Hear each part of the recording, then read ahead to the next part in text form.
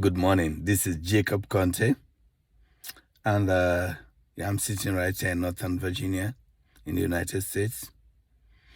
I just want to make a comment about what's going on in Africa, especially what is called Sub Saharan Africa or Black Africa. A few years ago, many of us Africanists were happy because after years of coups and rebel warfare, the countries were finally getting to democracy, especially West Africa. We had, Rawlings gave up Ghana, had free and fair elections. We had, of course, Senegal has pretty much been stable. They had elections. Nigeria, elections. I mean, almost the entire continent, and even Sierra Leone. After all the war, they also had elections. But as I look now, the continent is going through like a second wave of problems. So many of those countries that's where, basically enjoying democracy have started going back. Mali, 25 years of democracy, now they have military rule. Burkina Faso had been stable, even though the leader, Blaise Compaoré, was not, you know, that of a Democrat, but it was pretty stable. Now they have military rule. Niger recently had a coup. Oh, even the so-called Arab Africa, like Egypt, yeah, they did the Arab Spring, all right, but pretty much they are going through another dictator.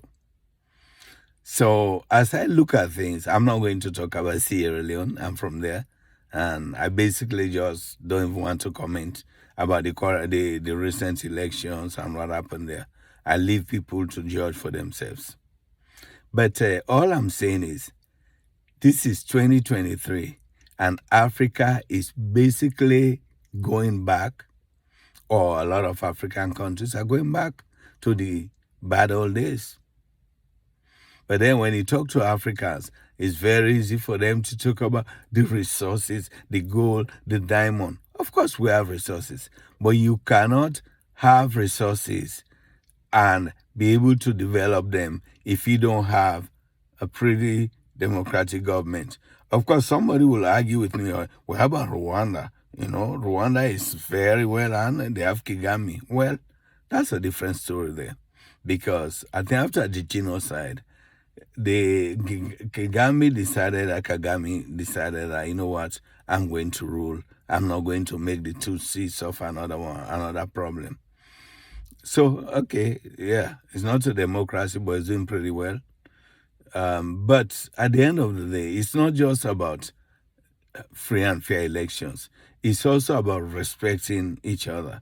And that's lacking so much in Africa today.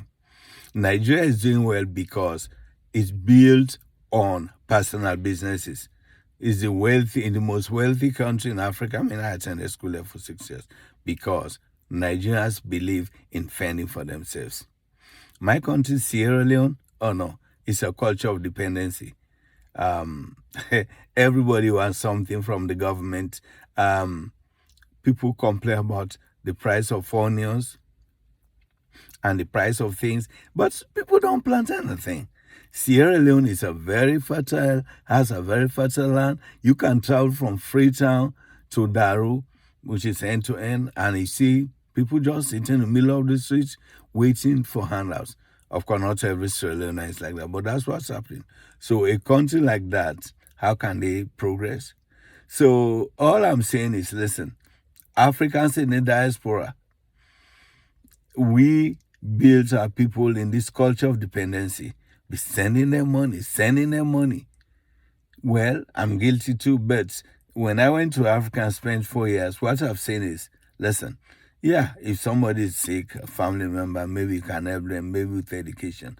But let's come together and start building viable businesses. We cannot, as Africans, keep sitting here in the diaspora blaming the white people, blaming them, for not doing, when we can do things for ourselves. I know I'm preaching to the choir. Many of you are really thinking the same, but if we don't move and we think we can just keep grumbling, our generation will pass and the next generation will be in the same bondage. Please, let's find a way. Let's find a way. Let's find a way to work together.